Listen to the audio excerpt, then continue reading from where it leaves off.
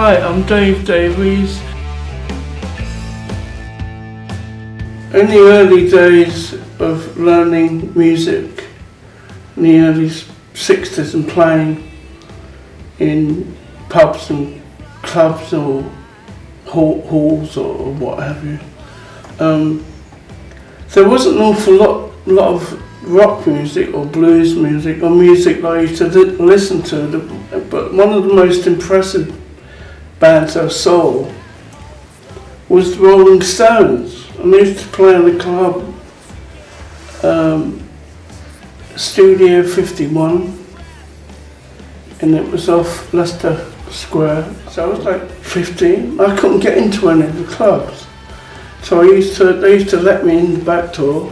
But also have to remember, apart from the West End, there's a few clubs that I used to get in illegally, but there was local halls where there were bands that Rod Stewart used to play in a local band in Archway. There was bands called the Flea Wreckers and the Flea Trekkers, but they're all kind of like coming out of that type of style of playing, like the Shadows, and they weren't quite cutting it for me anyway. So I was looking for the gritty guitar, bluesy. There wasn't very many at all, really.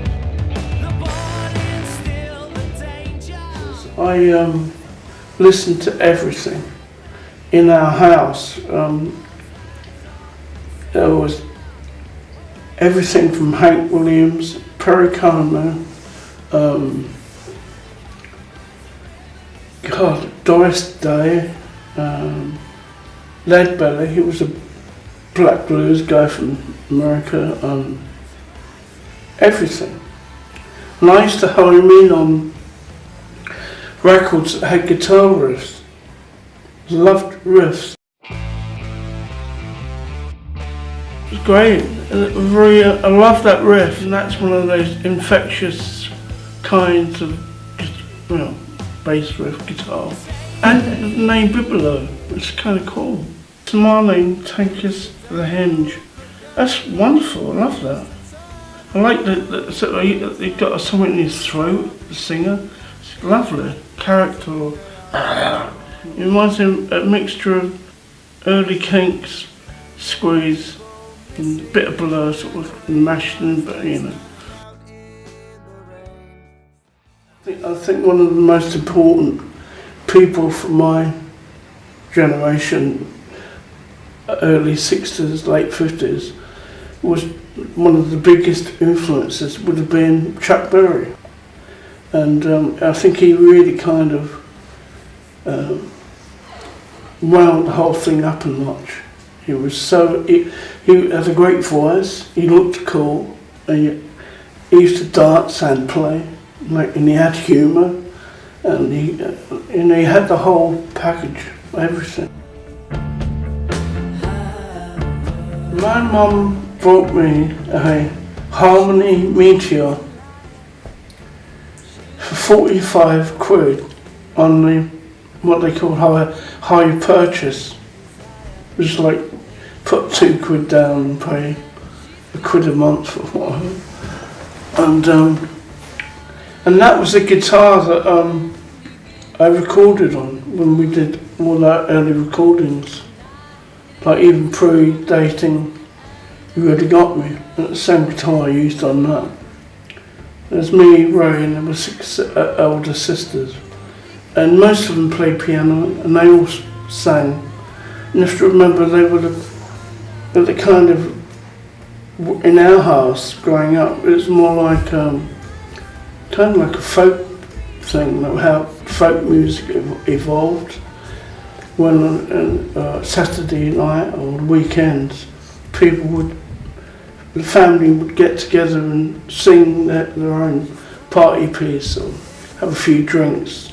But what was really good, I think, about our family is because it's very nurturing, and we were encouraged to play and sing and express ourselves, whereas a lot of guys they grew up with, their parents were more kind of middle class and wanted them to go in to like proper jobs, you know, accountancy or banks. I got this job in Selma's, and it was like a music shop, but they fixed, you know, saxophones and clarinets and flutes and what have you. And that was right in West End, and it was great because I could meet with Pete Quaife, who was who I met at school with. There was me before the Kinks.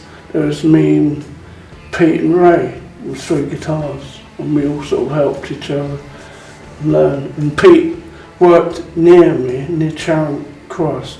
We used to go to all the little record shops. There's only really one, a jazz shop called Davies, and they had all these old blues players. I had Muddy Waters and John Lee Hooker records, and I used to just get anything that I'd never heard of before and play it. Delilah by Annika. She's got a great voice. Yeah, I love to see them when they play. Paul the Doctor. I think her voice is great. It's kind of like a little vibrato thing she's got. It's actually quite sexy. I quite like that. It all grew up out of school though, really, because you get kids in your class coming and they tell their mates. You play at school functions, in the town hall, local town hall, and which was in Hornsey and Muswell Hill, and so it was all little local venues. This agent put us on a circuit of American bases, and we got to play different people, and we came across this society dude called Robert Wace. There was 2 of them, Robert Wace and Grenville Collins, and Grenville was trying to help. Robert Wace fancied himself. He was a really tall, gangly guy, and he fancied himself with women and thought he could sing. And so they were looking for a backing band to support Robert and to play at all these hoity-toity debutante balls and dances. And so we did that, but one the events happened that Ray ended up singing. So the band was really born when Ray jumped up onto the microphone and finished off the song that Robert started. And Grenville and Robert then became our managers, and it kind of edged its way where the Beatles were just starting. Robert and Grenville brought Brian Epstein to meet us, but he didn't like us. But I think he fancied Ray. But he thought, I think, kind of thought he sort of, we were a bit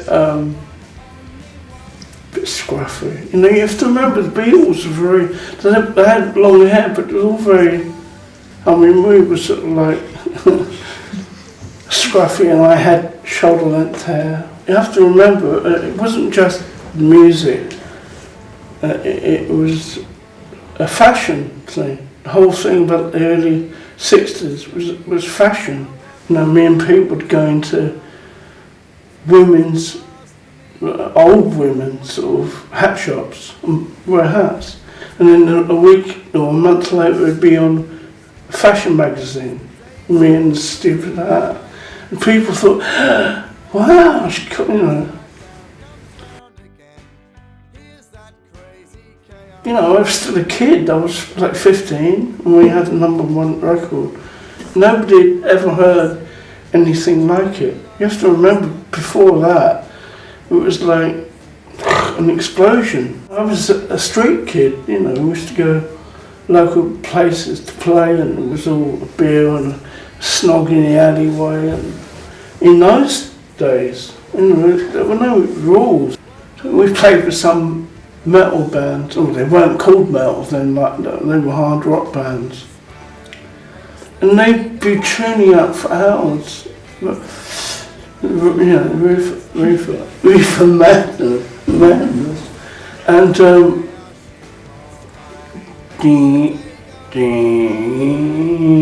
him and that flatting. Just as You Really Got Me was coming out, in those days we were like the underlings, and we had to open the show, the Kinks. And then there was other people, and the Hollies were big, they had hit records. And the Dave Clark Five, we didn't like.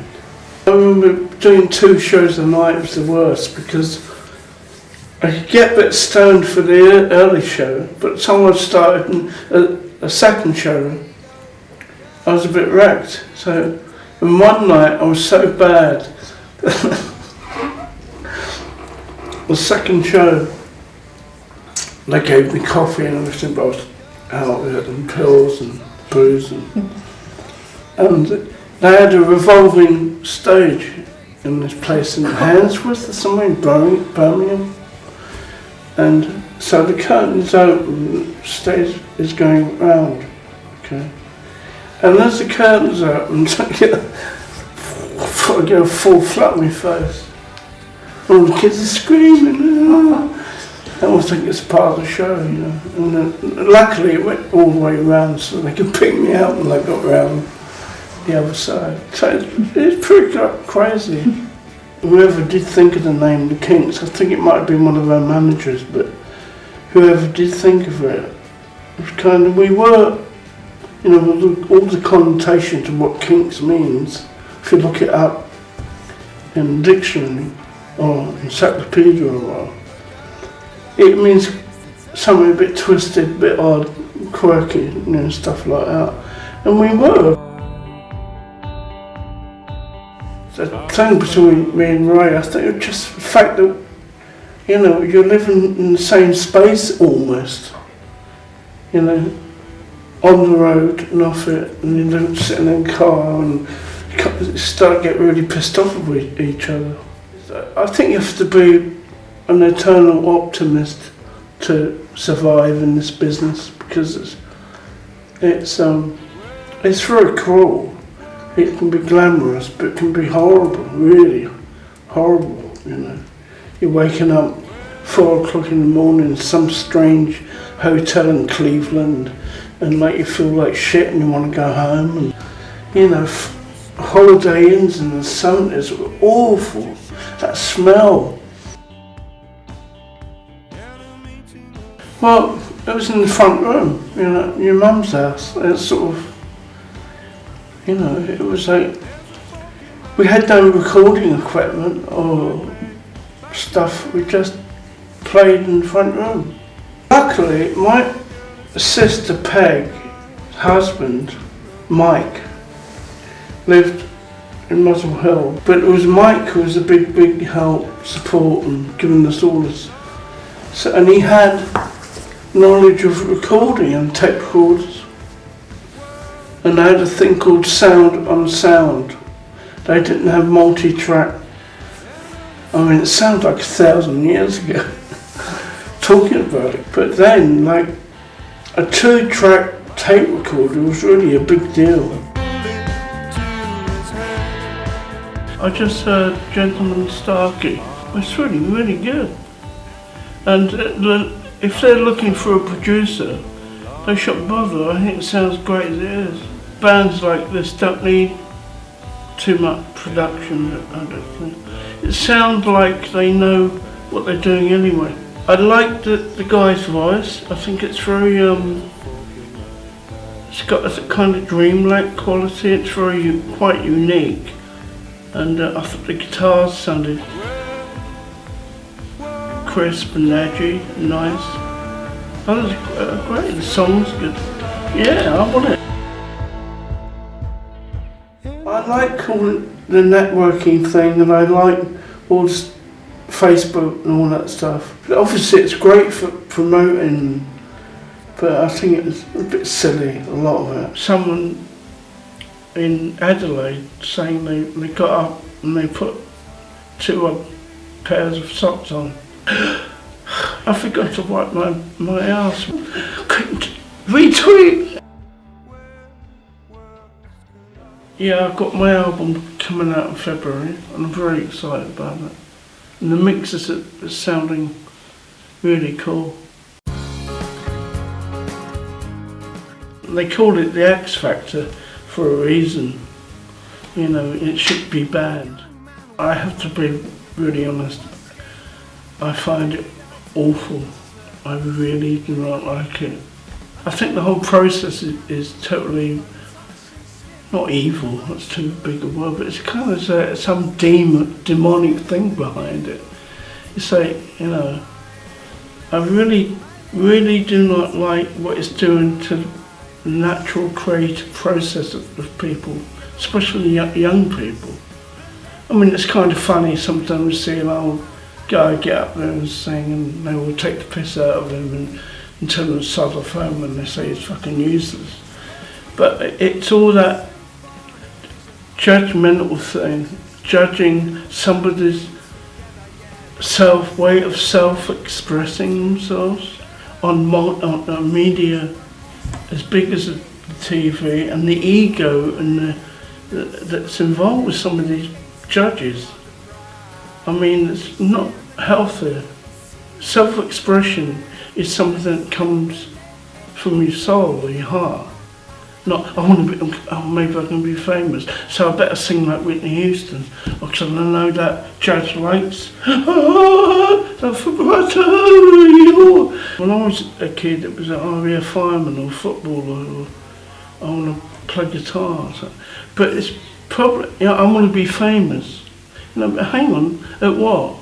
Being famous?